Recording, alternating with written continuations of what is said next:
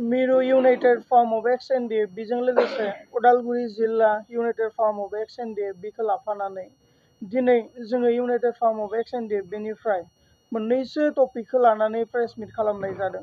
बेनो जाहैबाय माखासे समनि सिगां जोङो नुनो मोन्दों बारग' एनडिएफ बे थामहिनबा बर्तमान बिटिसिनि लेङाइ मावफुं सोद्रोमा गबिन्द चन्द्र बसुमतारी बिथाङा मिडियानि गेजेरजों मोनसे बाइट होदोंमोन जे एनडिएफ बिनि रिहेबिलिटेसनखौ लानानै बिथाङा बुंदोंमोन गावनि खुगाजों जे नंगुबै एनडिएफ बिफ्रा मोननांगौ रिहेबिलिटेसननिफ्राय रावबो थालाङाखै होननानै। नाथाय बिथाङा जेबो स्टाडि गैयालासेनो बेफोर बाथ्राफोरखौ बुंनायखौ जोङो नुनो मोन्दों। थारैनो जोङो नुदों बिथाङा राजनितिकआव थांनायनि उनाव एनडिएफ बिनि माखासे खामानिफोरखौ बिथाङा बावगोमालांदों, समाजनि मोजां खामानि मावनायफोरखौ बिथाङा बावगोमालांदों। बेखौ जोङो नुनो मोन्दों। दिनै जोंहा गोबां जोंनि आखाइजोंनो ट्रेनिं होनो मोननाय सेंग्राफ्रा दिनै रिहेबिलिटेसननिफ्राय बन्सित जानो गोनां जादों।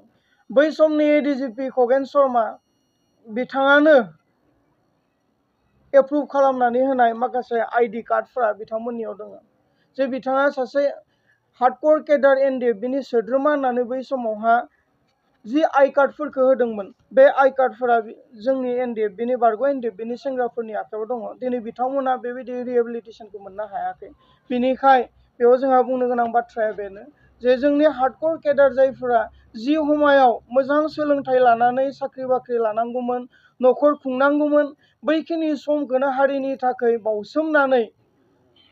थाखाय बावसोमनानै समखौ हगारबोबाय।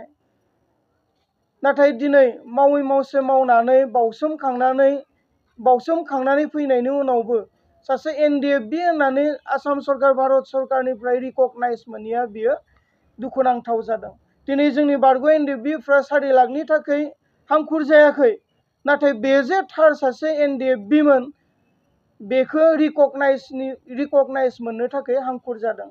आरो बेनो फोरमान जायो दे जे आसाम सरकार भारत सरकारा लोगो नांनानै जे रिहेबिलिटेसननि नामाव 4 लाखनि ड्राफ्ट होयो बे मोनसे रिकगनाइज एबा सिनायथि होनाय जे बे सासे बारग' एनडिएफ बि होननानै सिनायथि होनाय।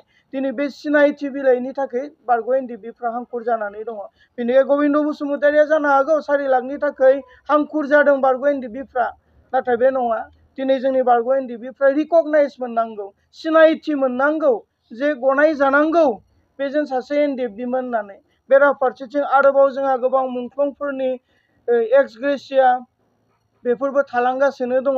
बेफोरनि सायावबो सोलिफु सरकाराव थानाय बिथांमोना गोसो होनानै खामानि मावनायफोरखौ जों नुवाखै। गबिन्द बसुमतारी बिथाङा गावहा एक्सपायारि डेट बारनायखाय बिथाङा फाप मावनोबो गिला, मिसा खोथा बुंनोबो गिला। बिनिखाय बे एक्सपायारि डेट थांनाय मानसिनि माखासे बाइटफोरखौ मिडियाफ्राबो फोसावनायनिफ्राय गोजानाव थानो थाखायसो आङो खावलायगोन।